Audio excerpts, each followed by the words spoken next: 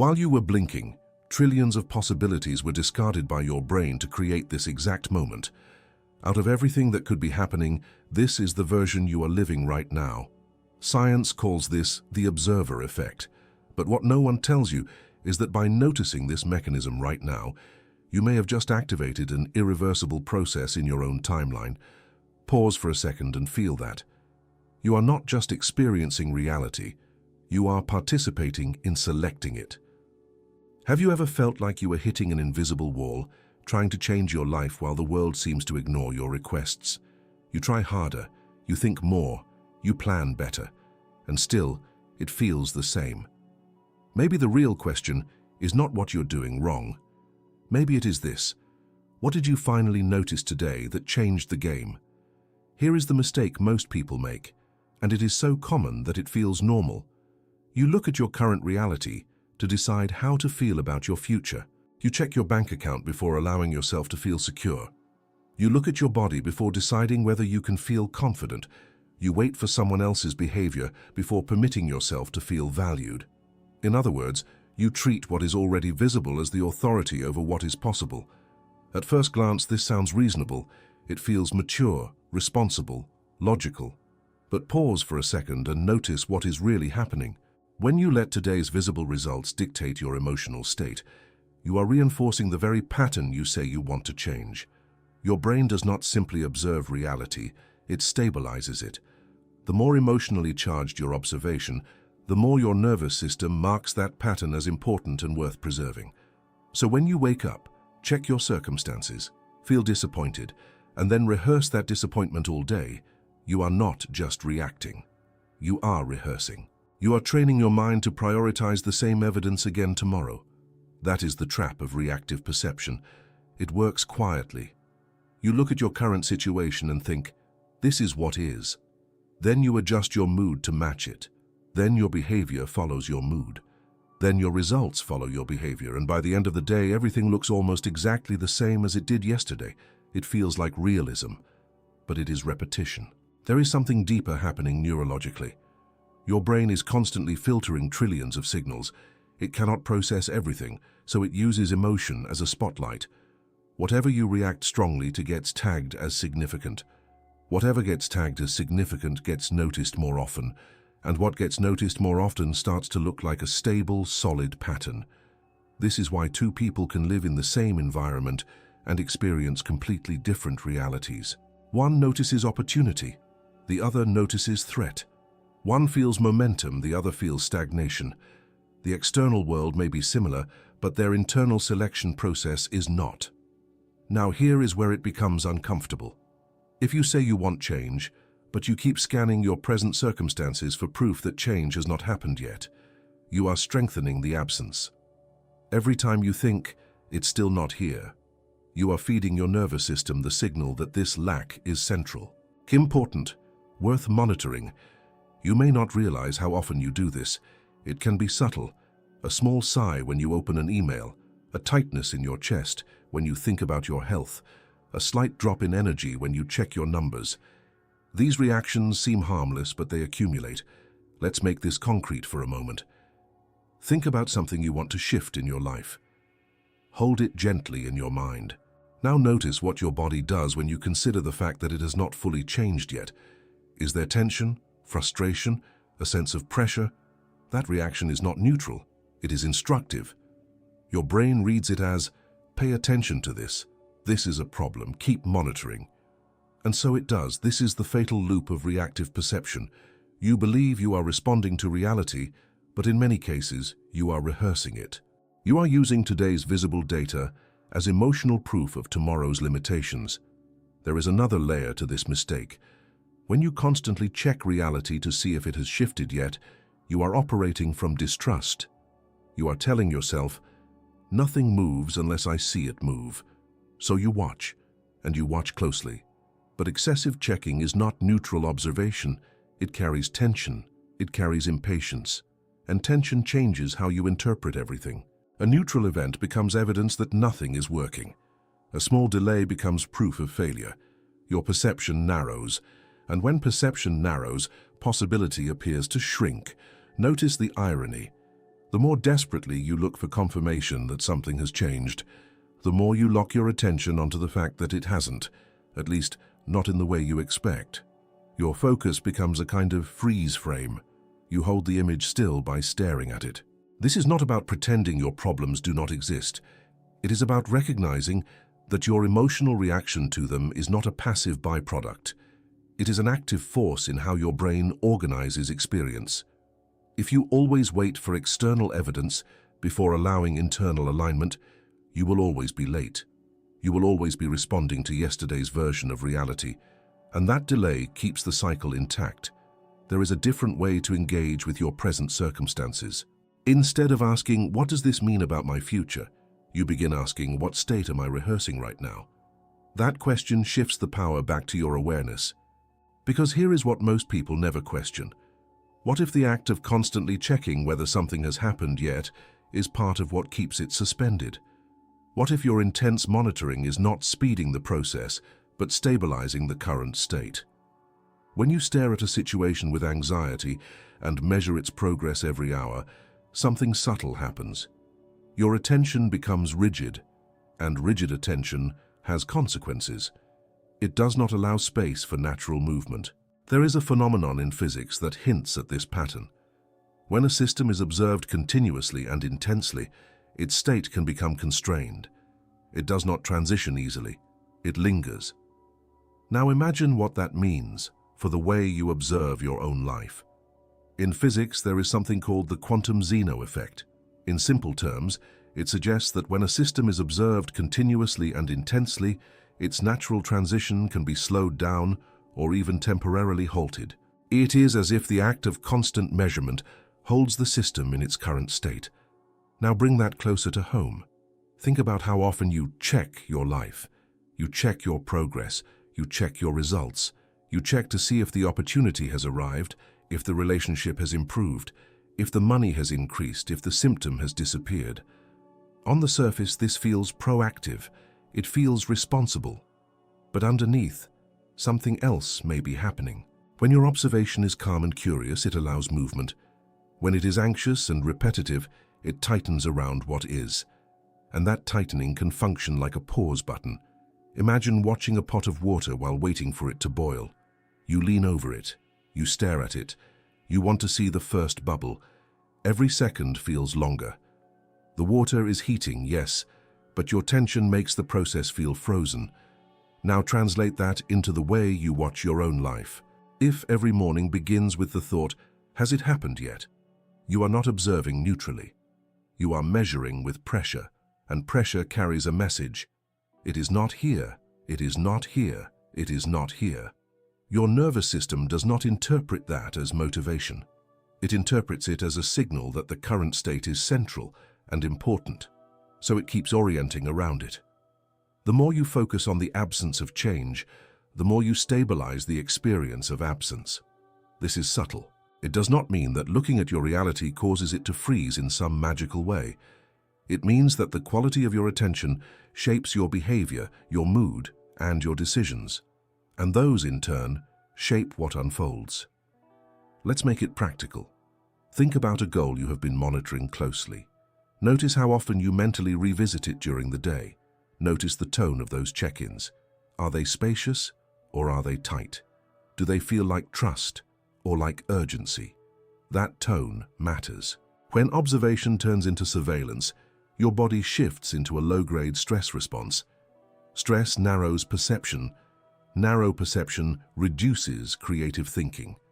Reduced creativity leads to repeated behaviors, and repeated behaviors tend to produce repeated outcomes.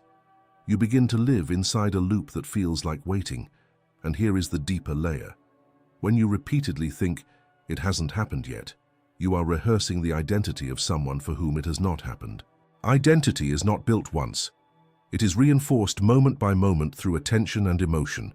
If your internal dialogue keeps circling around delay, you strengthen the role of the one who is still waiting. This is why constant checking can feel exhausting. It is not just the goal you are carrying.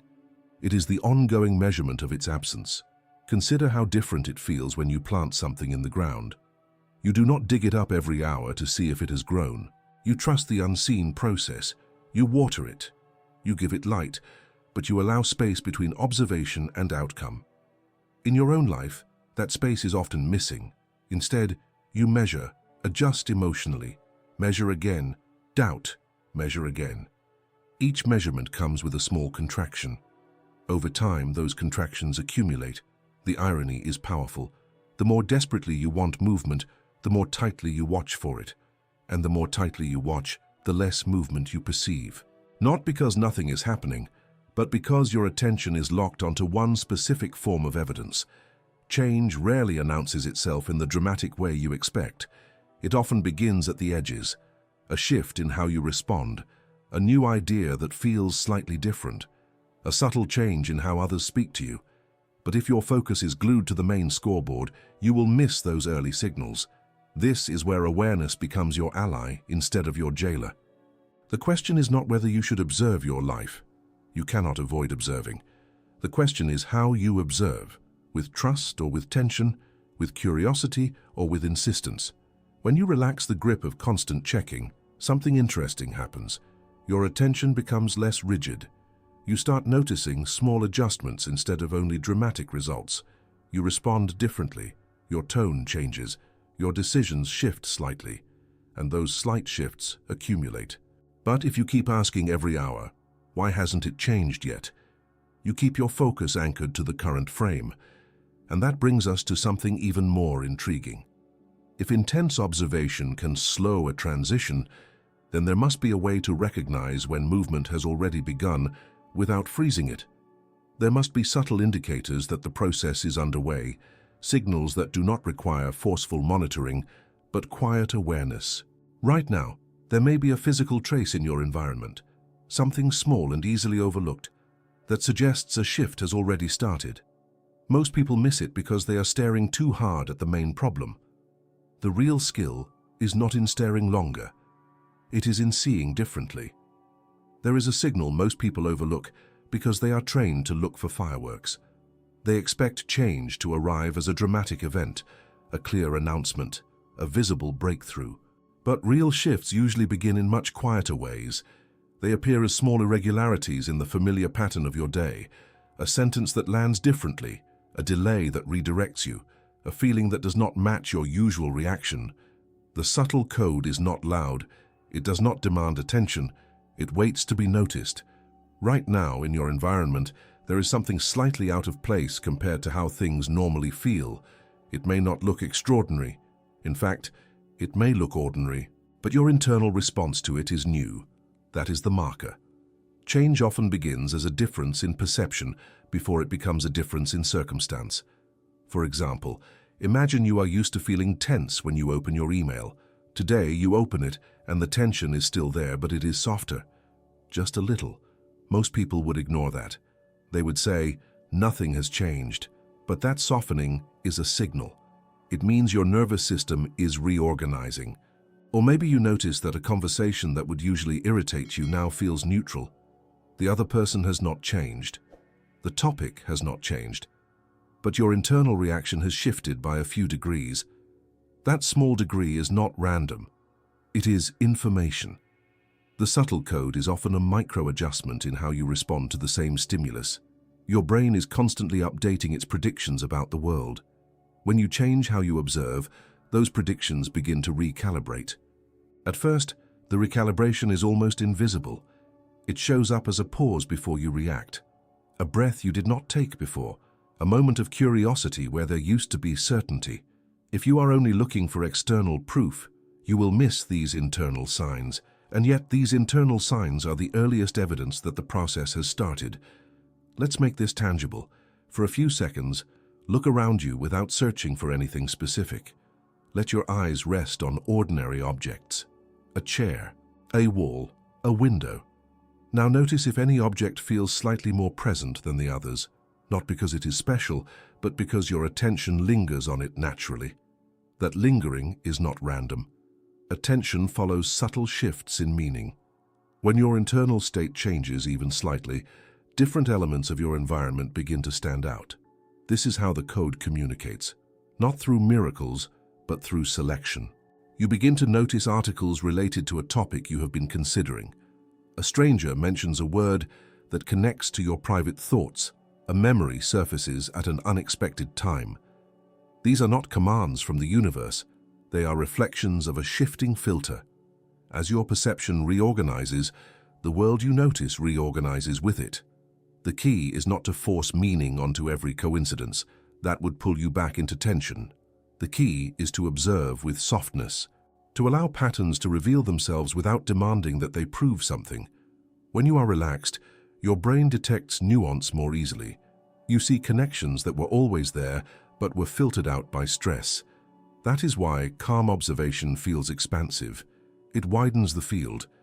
The subtle code often appears first in repetition, a number that catches your eye more than once, a phrase that surfaces in different contexts, a theme that seems to follow you. Not because reality is shouting at you, but because your attention is aligning with something new. And here is the important part. The signal does not mean the final result has arrived. It means the direction has shifted. Think of it like adjusting the steering wheel of a car by a few degrees. In the first few seconds, the road looks the same. But over distance, that small angle changes the entire destination. The subtle code is the first indication that the steering has moved. Most people ignore it because it does not match their expectation of change. They want a new job, not a new feeling about their current one. They want a dramatic opportunity, not a slightly different conversation. But the internal shift is what makes the external shift sustainable. If you pay attention right now, you may sense that something feels slightly different compared to before you started listening. Maybe your breathing is slower. Maybe your thoughts are less crowded. Maybe you feel a small curiosity instead of doubt. That difference, however small, is evidence of movement. The mistake would be to grab it and demand more, to say, "Is this it? Is this the sign?" That returns you to the habit of intense monitoring. Instead, let it be subtle. Let it exist without interrogation.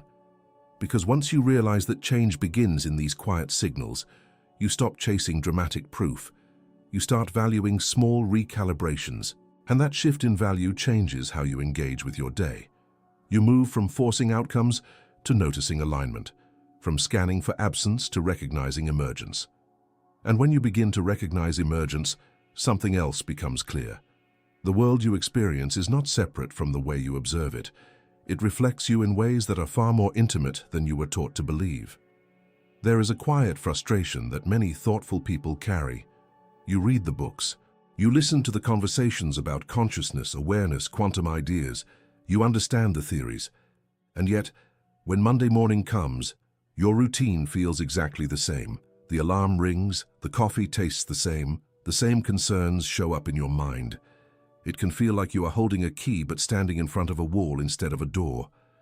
That feeling is not a sign that nothing is happening. It is often a sign that you are still looking for change in the wrong place. Consciousness works like a mirror, but not in the poetic way it is often described. It does not simply reflect your wishes. It reflects your dominant orientation. It reflects what you consistently assume is true, not what you say you believe, but what you emotionally rehearse. If you wake up each day expecting repetition, your perception scans for repetition. If you expect subtle improvement, your perception scans for improvement. The mirror is precise. It does not exaggerate.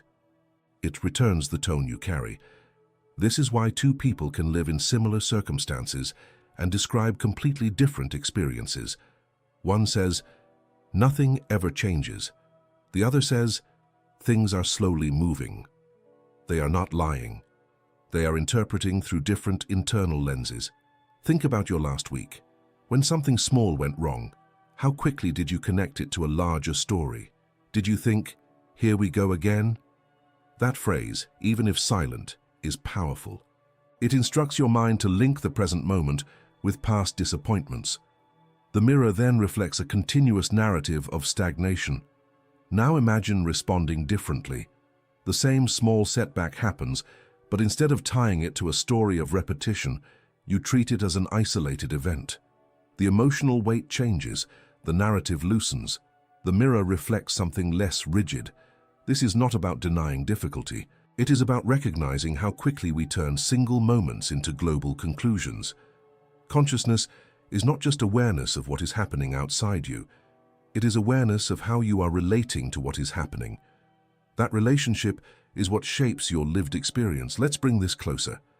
Right now, think of a part of your life that feels stuck. Notice the language that appears in your mind. Is it absolute? Words like always, never, nothing, no one? Absolute language creates a solid reflection. It tells the mirror, show me consistency. And it does. Now soften the language. Instead of nothing changes, consider some things haven't shifted yet. Feel the difference. It is subtle, but it opens space. The mirror now has room to reflect nuance instead of permanence.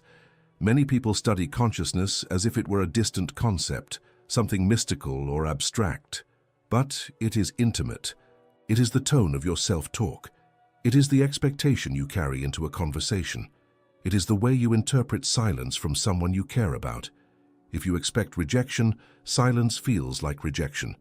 If you expect neutrality, silence feels neutral. The external event is the same. The reflection differs. This is why it can feel like time is passing without visible progress. You may be adjusting ideas in your mind, but if your emotional baseline remains unchanged, the mirror continues to reflect the old pattern. The baseline matters more than the peaks. A single burst of motivation does not reshape the mirror. A consistent shift in how you interpret ordinary moments does.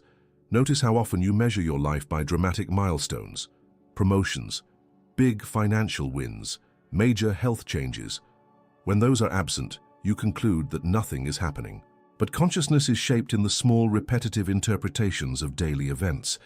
If your daily interpretation carries impatience, the mirror reflects delay. If it carries quiet trust, the mirror reflects gradual unfolding. This does not mean that everything is under your control. External factors exist. Other people have agency. Uncertainty is real, but within that uncertainty, your orientation still influences what you perceive and how you respond. And your response feeds back into the environment. When you walk into a room expecting connection, your posture shifts slightly. Your tone softens. Others respond differently. The mirror effect becomes relational. It is not magic, it is feedback. The same is true internally. When you expect stagnation, your energy lowers. You take fewer risks.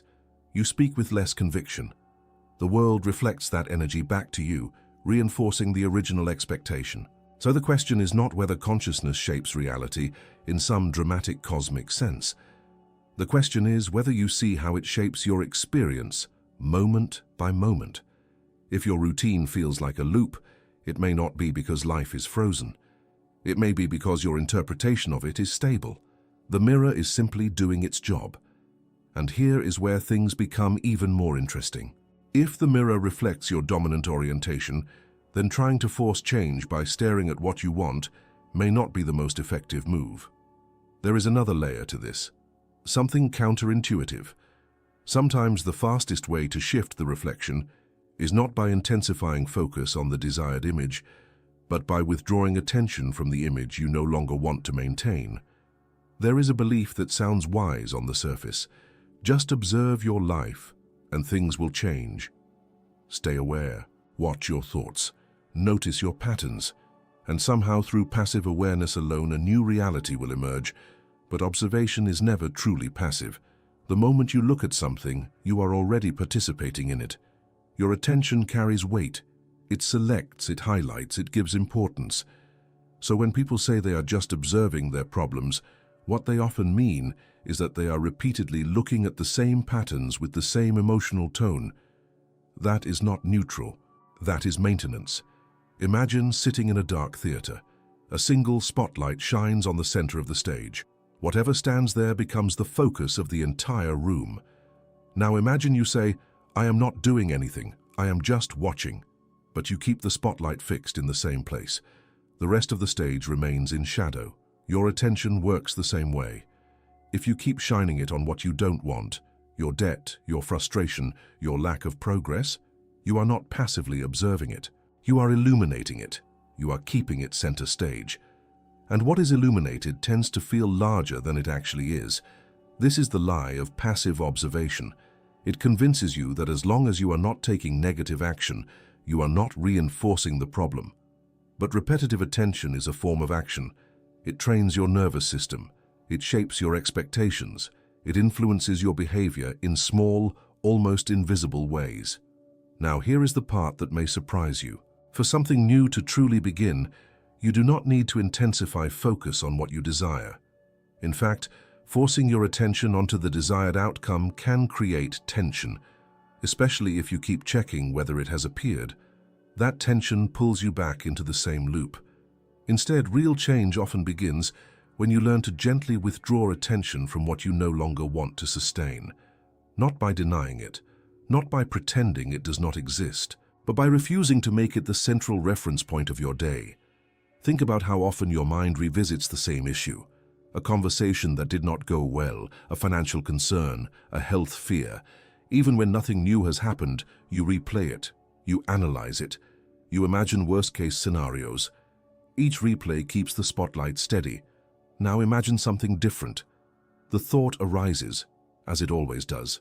But instead of leaning in and examining it again, you let it pass without further commentary. You redirect your attention to something neutral or constructive. You do this not once, but consistently. At first, it feels unnatural, almost irresponsible. You may think, if I don't think about this, I'm avoiding it. But there is a difference between responsible action and repetitive mental rehearsal. One leads to solutions, the other leads to emotional reinforcement. When you stop feeding a pattern with constant attention, it begins to lose intensity. Your body relaxes slightly, your internal dialogue softens, and in that softening, new perceptions become possible. This is where the idea becomes counterintuitive. You have been taught that to create something, you must focus on it intensely. But in many cases, what keeps you stuck is not lack of focus on the goal. It is excess focus on the absence of it. True creation often happens in the blind spot of your vision, not at its center. When you are not obsessing over the outcome, your nervous system shifts out of urgency. In that calmer state, you make different choices, you speak differently. You notice opportunities that were previously filtered out by stress. The shift does not feel dramatic, it feels natural. Consider how ideas often come to you when you are not actively searching for them. In the shower, during a walk, while driving. The moment you stop staring directly at the problem, space opens. That space allows new connections to form. The same principle applies to personal change. If you constantly monitor your progress, asking whether you are there yet, you keep the old reference point alive. But if you reduce the emotional charge around it, if you allow it to move into the background, something unexpected happens. Your identity begins to loosen from the problem. You are no longer the person constantly measuring lack. You become the person engaged in living, and living generates movement. This does not mean ignoring responsibilities or avoiding difficult conversations. It means shifting your primary focus from the problem's existence to your present engagement.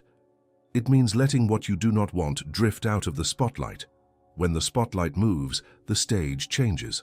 So the question becomes practical. If withdrawing attention from what you do not want creates space, what does it look like to deliberately reposition your focus? How do you make the desired reality feel like the background atmosphere instead of a distant goal? That is where the next step begins. The moment you became aware of how your attention shapes your experience, something already shifted. You stepped out of autopilot, and once you see that your focus is not neutral, you cannot completely go back to unconscious repetition. But awareness alone is not enough. It needs direction. The shift is not about forcing yourself to think positive thoughts. It is not about repeating affirmations while your body feels tense. It is about changing what feels central and what feels peripheral in your daily perception. Right now, most people treat what they want as the main event. It sits at the center of their mental stage. They measure it, evaluate it, wonder about it. Meanwhile, their current circumstances feel like heavy background noise that keeps interrupting. The technique reverses that structure. Instead of placing your desired reality under a microscope, you begin to treat it as an assumed backdrop. Not something to chase, but something to stand on. Think about how you treat gravity. You do not wake up wondering whether it will work today. You do not check it every hour. It is a background assumption. Because it is assumed, you move freely. What if your desired direction could become like that? Not guaranteed in detail, but assumed in trajectory. This begins with a simple internal adjustment. When you think about what you want, notice if your body tightens. If it does, you are still placing it at the center with pressure. Instead, soften the image, let it exist without interrogation. Then shift your attention to how you are showing up today. For example, if you want financial stability, instead of repeatedly checking numbers or imagining future relief, ask yourself, how would someone who trusts their long-term stability move through this hour? Not in a dramatic way, in small ways, calm decisions, measured tone, steady posture. Then embody that for a few minutes. You are not pretending the result is here. You are rehearsing the orientation of someone who is not defined by lack. That orientation becomes the background frequency of your actions. The same applies to relationships. If you desire deeper connection rather than obsessing over when it will arrive, ask how a connected person listens, speaks, or pauses. Then practice that in your next interaction, even if it is brief. This is the shift. You stop staring at the scoreboard and start adjusting your stance on the field. Your brain learns through repetition. When you repeatedly act from the emotional posture of your desired state, even in small doses, your nervous system begins to register that state as familiar. Familiar states feel safer. Safer states become easier to maintain. And as that internal baseline changes, your perception filters differently. You notice opportunities aligned with that stance. You respond to challenges with slightly more steadiness. Others feel the difference, even if they cannot name it. There is something important here. The shift works best when it is light. If you turn it into a rigid discipline, it becomes another form of pressure. Pressure pulls you back into monitoring. Monitoring recenters the absence. Instead, think of it as adjusting the lighting in a room. You are not rebuilding the house, you are changing the atmosphere.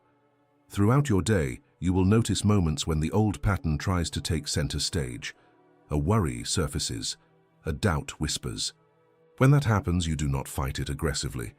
You acknowledge it, then gently move your attention toward the orientation you're cultivating. It may feel small at first, almost insignificant, but small shifts in orientation accumulate. Consider how a plane changes direction. A few degrees at the start can lead to a completely different destination over time.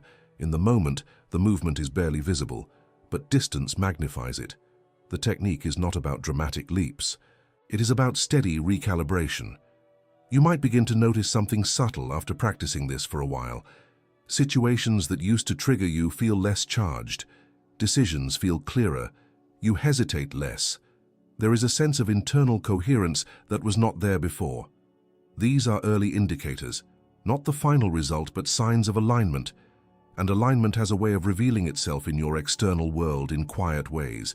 A conversation that flows more easily, an unexpected invitation, a piece of information arriving at the right time. These moments may seem small, but they carry a different tone.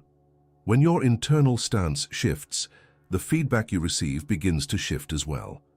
Pay attention over the next few hours to what repeats, not in a superstitious way, but with curiosity. A number that appears more than once, a topic mentioned by different people, a name you hear unexpectedly. These repetitions are not commands. They are reflections of your changing filter. They suggest that from the first moment you became aware of your attention, something began reorganizing. Not in a dramatic explosion, but in a quiet realignment that is easier to see when you are not staring directly at it.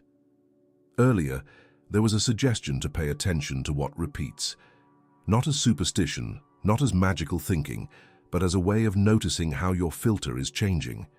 Now let's go deeper into that. A sign of synchronicity is not the universe sending you a coded message in flashing lights. It is a moment when your inner shift and an outer event line up in a way that feels personally meaningful. The event may be ordinary. What makes it different is your recognition of it. For most of your life, you have filtered out thousands of details every hour. Your brain deletes what it considers irrelevant.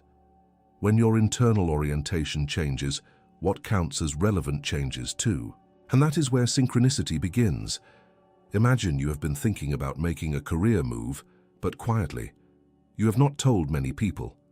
Then, within a short span of time, you hear two separate conversations about transitions. You see an article about reinvention. A friend casually mentions an opportunity in a related field. None of these events are supernatural. They may have always been happening around you. The difference is that now you notice. Synchronicity is often a mirror confirming that your attention has shifted. It is feedback that your internal recalibration is active. But here is the important part. The sign is not the cause of change. It is the echo of it. If you treat the sign as proof that everything is guaranteed, you fall back into dependency. If you dismiss it completely, you ignore useful feedback. The balanced position is to see it as confirmation that your perception is reorganizing. Think about buying a new car. Suddenly you see that model everywhere. The cars did not multiply overnight. Your brain simply started tagging them as relevant. Synchronicity works through the same mechanism, but with meaning instead of objects. When your emotional baseline shifts, you begin to notice patterns that align with that new baseline. Let's make this practical for the next few hours. Move through your day normally. Do not strain to find a sign. Just stay gently aware. If something repeats, a number, a phrase, a theme, pause for a second. Ask yourself, what was I just thinking or feeling before this appeared? Often you will notice a connection. Maybe you were doubting yourself, and then you overhear a conversation about persistence. Maybe you were feeling calm and grounded, and then someone responds to you with unexpected warmth. The repetition is not magic, it is resonance. When your internal state becomes more coherent, you interact differently. Your tone shifts slightly, your eye contact changes, your timing improves. Others respond to that coherence. The world reflects it back. To you, it feels synchronistic because the outer response matches your inner adjustment. This is why synchronicity often feels encouraging.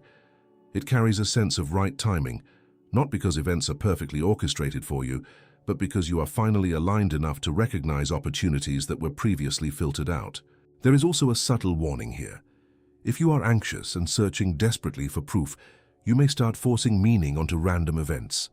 That tight, urgent search usually signals that you are trying to escape uncertainty. True synchronicity feels different. It feels calm. It feels like a quiet nod, not a dramatic announcement. You will know the difference by how your body responds. Forced meaning feels tense. Genuine alignment feels steady. Over the next 3 hours, something will likely repeat. It could be small.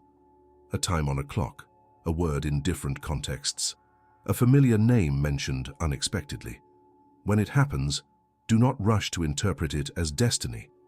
Instead, let it remind you of this. Your attention has changed. And when attention changes, behavior follows. You may take a step you would have postponed.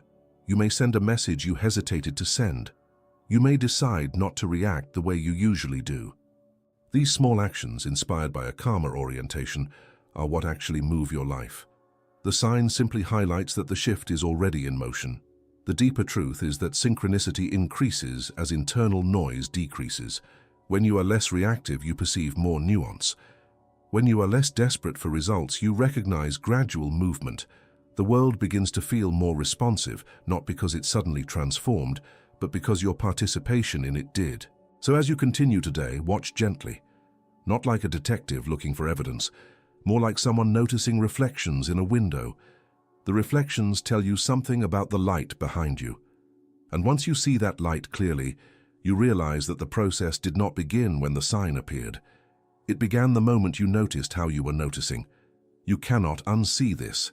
The moment you became aware of how your attention selects, stabilizes, and reshapes your experience, the process began. Not in a dramatic explosion, but in a quiet shift of orientation. From now on, every time you catch yourself reacting, checking, or tightening around what is missing, you have a choice. You can reinforce the old pattern, or you can soften your focus and return to the stance you want to live from. That is the new contract, not with the universe, but with your own awareness. If you made it all the way here, write in the comments. It already started. That's how I'll know you stayed until the end. And if this resonated with you, watch one of the videos on your screen now. If you want to go deeper, the next step is already waiting.